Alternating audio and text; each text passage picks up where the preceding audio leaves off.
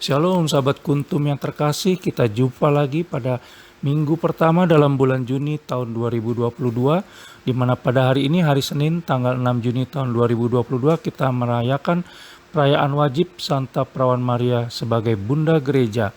Adapun warna liturgi kita adalah warna putih, dan Kuntum pada hari ini mengambil tema Santa Perawan Maria Bunda Gereja.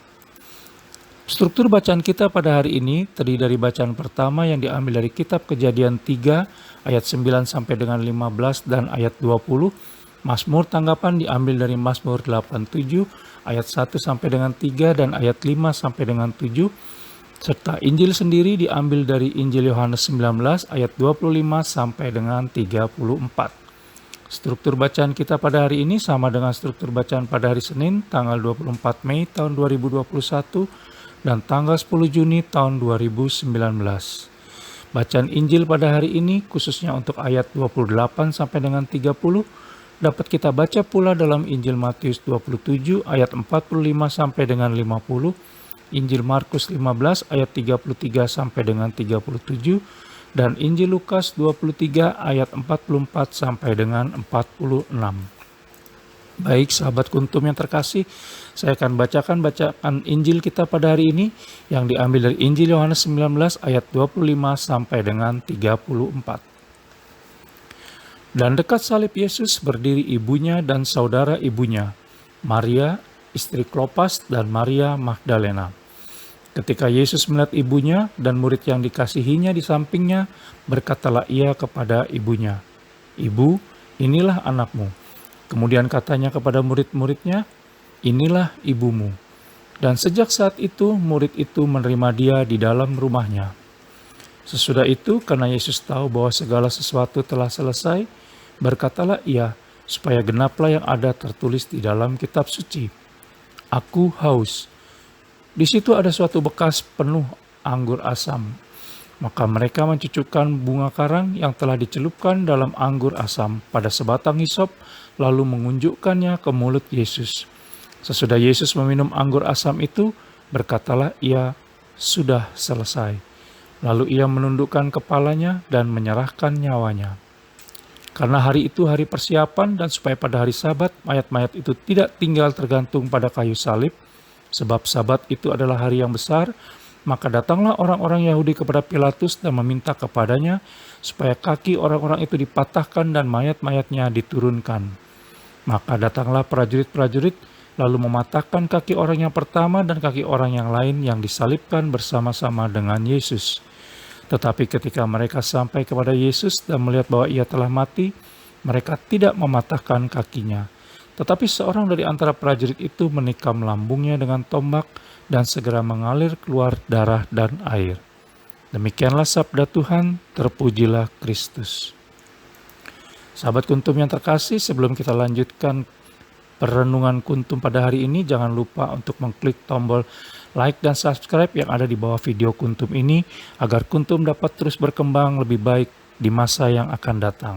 Sebelumnya saya sampaikan terima kasih. Baik sahabat Kuntum yang terkasih, hari ini kita merayakan Santa Perawan Maria sebagai Bunda Gereja. Ada beberapa hal yang bisa kita pelajari pada hari ini. Antara lain, yang pertama, belajar tentang penyerahan diri secara total kepada kehendak Allah Bapa semata, yang bisa kita teladani dari sikap-sikap Bunda Maria selama ini. Sepanjang hidupnya, Bunda Maria tidak pernah mengeluh. Bahkan saat ia melihat langsung dan setia mengiringi perjalanan salib penderitaan putra tunggalnya, hingga wafat di kayu salib dan dimakamkan pun tidak menggoyahkan hati Bunda Maria.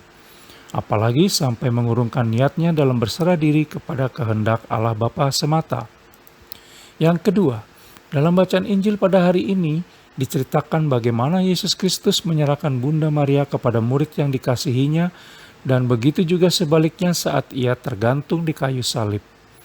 Pernyataan Yesus Kristus tersebut menjadikan surga terkesan dalam perspektif manusia sebagai perkumpulan keluarga yang penuh dan di dalam cinta kasih, di mana Allah Bapa hadir sebagai sosok ayah, para orang kudus sebagai saudara-saudari kita, dan Bunda Maria sebagai ibu.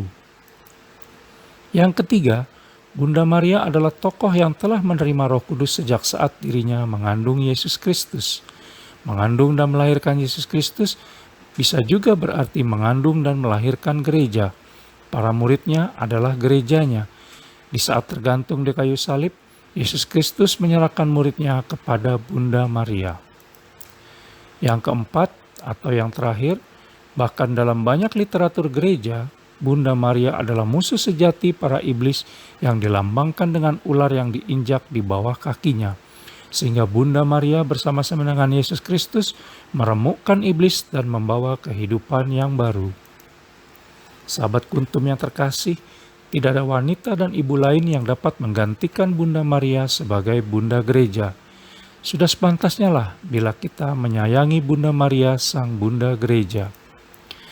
Penulis juga punya keyakinan bahwa seandainya saja kita semua mau berlatih secara tekun dan tidak mudah menyerah, apalagi mudah berputus asa, berkehendak kuat, dan percaya secara penuh, utuh dan tulus kepada Allah Tritunggal Maha Kudus, seperti yang telah diperlihatkan oleh Bunda Maria, maka penyerahan diri secara total tersebut akan memampukan kita untuk melewati semua masalah apapun dalam hidup dan kehidupan kita hari ini dan esok dengan tegar dan baik.